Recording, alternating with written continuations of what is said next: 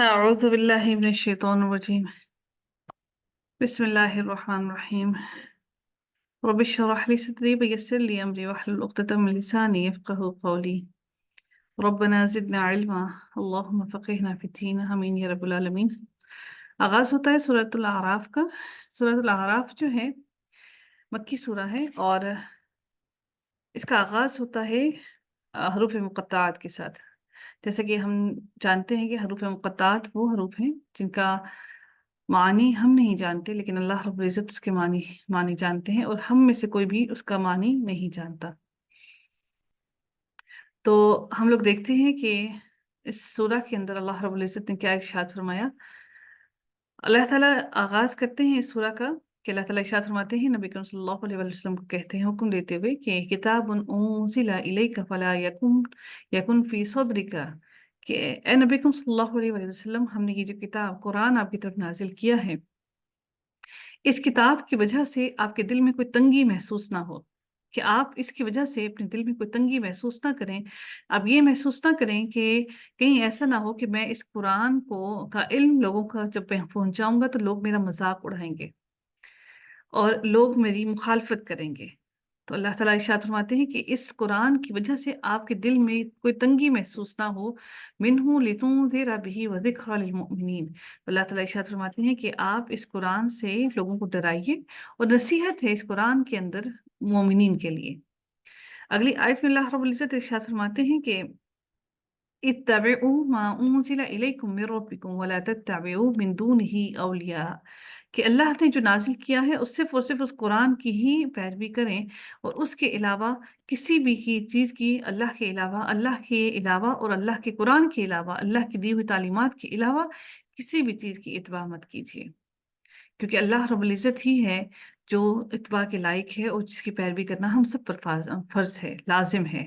لیکن اللہ تعالیٰ پھر یہ بھی فرماتے ہیں قلیلا ما تذکرون، کہ بہت کم ہی لوگ ایسے ہیں جو اللہ تعالیٰ کی اس بھیجی ہوئی آیات کی نصیحت حاصل کرتے ہیں.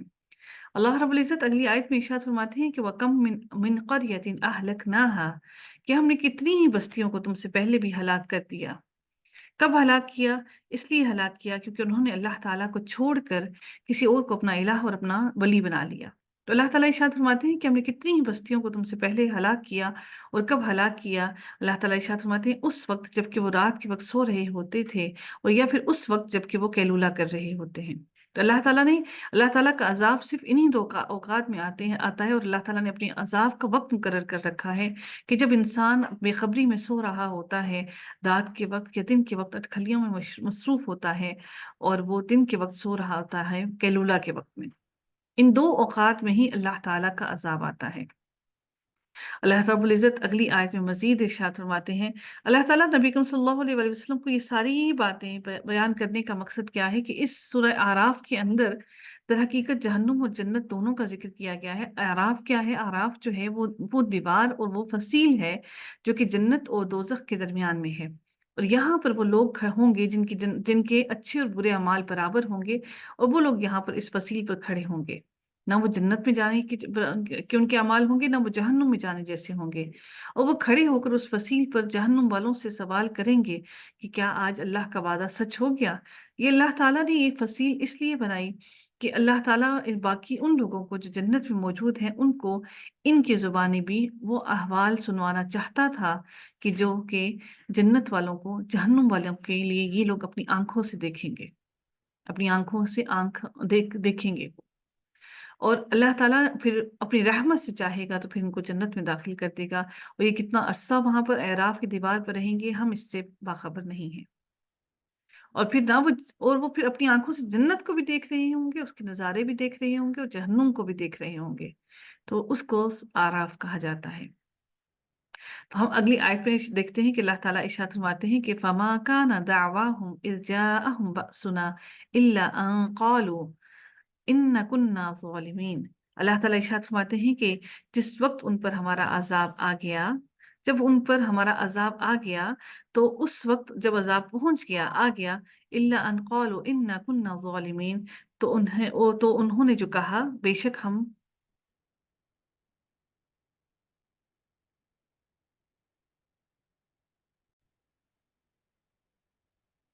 أعوذ بالله من الشيطان الرجيم. آह, जी, अल्लाह ताला इरशाद फरमाते हैं फमा कान दावाहुम,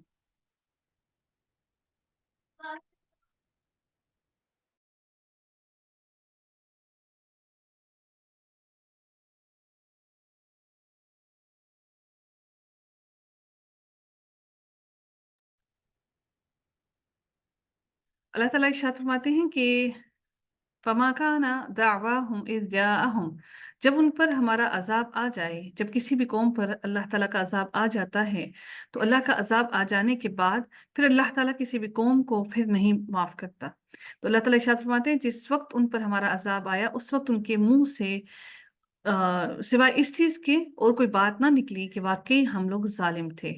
उन्होंने उस वक्त क्या कहा?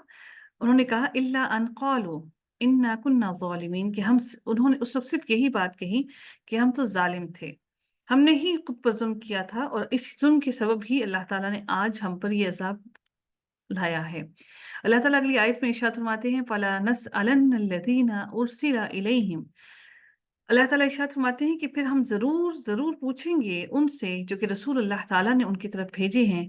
वला नसअलन्नल मुरसलीन, अल्लाह ताला उन लोगों से भी पूछेंगे जिनकी तरफ अल्लाह ताला ने पैगंबर भेजे। हम उन लोगों से ज़रूर पूछेंगे जिनके पास पैगंबर गए, कि उन लोगों से जिनके पास पैगंबर आए, उर्सिला हमने भेजे उनकी तरफ पैगंबर।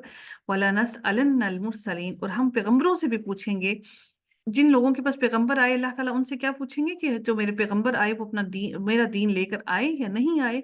और उनसे जो रसूल आए उनसे अल्लाह ताला ये पूछेंगे कि क्या तुम लोगों ने मेरा दीन पहुंचा दिया था या नहीं पहुंचाया था। तो अल्लाह ताला दोनों से ये गवाही ले लेने के बाद फिर उनको जहन्नुम में दाखिल करेंगे। अल्लाह ताला गवाही लेंगे दोनों से, उनसे भी जिनके पास अल्लाह ताला का पैगाम आया और उन्होंने नहीं माना, और उनसे भी जो पैगाम लेकर आए, पैगाम रसा से भी और पैगाम लेने वालों से भी।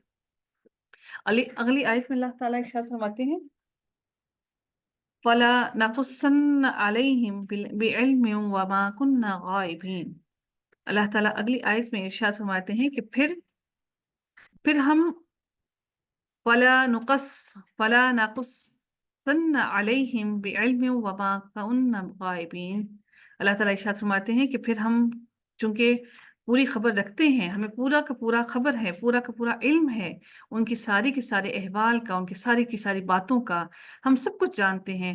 हम सारे के सारे गायब का इल्म भी जानते हैं, हम सारे अहवाल से बाखूबी बाखबर हैं, और हम जानते हैं कि उन्होंने क्या क्या अमल किए और क्या क्या उन्होंने अमल नहीं किए।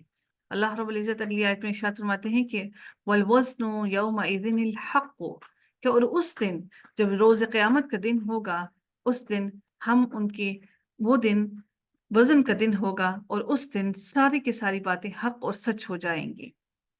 कौन सी हक और सच हो जाएंगी? क्योंकि अल्लाह ताला ने फरमाया है कि हम जानते हैं कि अल्लाह ताला ने फरमाया कि रोज़ क़यामत सबके अमाल को तोला जाएगा।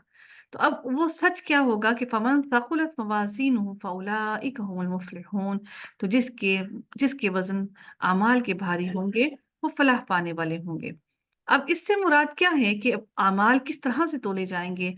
कुछ इस बारे में राय देते हैं कि अमाल को जिस्म की सूरत दे दी जाएगी और फिर अमाल को तोला जाएगा। कुछ कहते हैं कि रजिस्टर्स रख दिए जाएँगे और फिर रजिस्टर्स का वज़न हो किया जाएगा और फिर वो तोले जाएँगे। तो जो भी तरीका होगा, लेकिन तरीका जो भी होगा उससे उससे ये बात अख़ज़ कर लेनी चाहिए कि जो भी तरीका है उसमें हमें मालूम हो जाना चाहिए कि वो ये सारे के सारे अमाल तोले जाएँगे। यानी कि वो जिस तरह भी तोले जाएँगे, लेकिन तोले जाएँगे नेकियाँ भी और बदियाँ भी। और अल्लाह ताला फिर अगली आयत में इरशाद फरमाते हैं कि जिसके अमाल हल्के होंगे, वमन खफ़्फ़त मवाज़ीनुहु, जिसके अमाल हल्के होंगे, जिसका पलड़ा हल्का होगा, यानी कि नेकियों का हल्का होगा और बदियों का भारी होगा, तो अल्लाह ताला इरशाद फरमाते हैं फ़उलाइका अल्लज़ीना ख़सिरू, यही लोग वो हैं जो खसारा उठाने वाले हैं, अनफुसहुम बिमा कानू बिआयातिना यज़्लिमून, और क्यों वो खसारा उठाने वाले हैं? क्योंकि उन्होंने हमारी आयत के साथ नाइंसाफ़ी की और उन्होंने ज़ुल्म किया।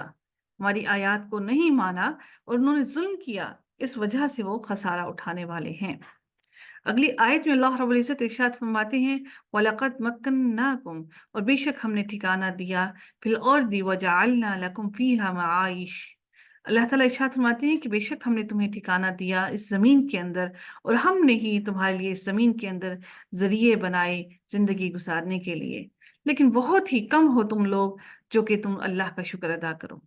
بہت ہی کم لوگ ہیں جو اللہ کا شکر ادا کرتے ہیں، زیادہ تر لوگ اللہ سے گلے اور شکوے ہی کرتے ہیں۔